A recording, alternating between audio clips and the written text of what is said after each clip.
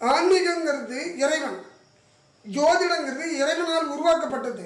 இறைவன் ஒருத்தர் உருவாக்கி அவர் வழிகாட்ட வச்சது ஜோதிடம். ஜோதியை ஜோதிச்சு திடமாக சொல்வது ஜோதிடம்.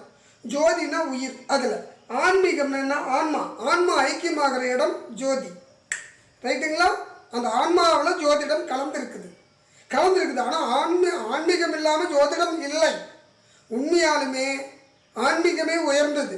அதை தவறாக பயன்படுத்தக்கூடாது, ஜோதிடத்தையும் தவறாக பயன்படுத்தக்கூடாது. ரெண்டும் நேர்வழியில் போனால் நீங்கள் நிம்மதியாக வாழலாம். நன்றி.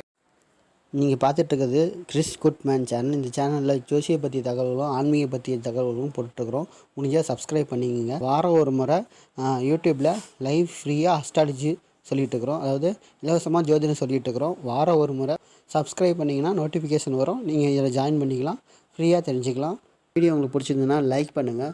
லைக் பண்ணிங்கன்னா உங்கள் மாதிரி ஜோசியத்தை தெரிஞ்சுக்கணும்னு நினைக்கிறவங்களுக்கு இந்த வீடியோ போய் சென்றடையும். இந்த வீடியோ ஏதாவது பிரயோஜனமாக இருக்குதுன்னு நீங்கள் நினச்சிங்கன்னா ஷேர் பண்ணுங்கள். ஏதாச்சும் குறை நேரம் இருந்துச்சிங்கன்னா கமெண்ட் செக்ஷனில் கமெண்ட் பண்ணுங்கள்.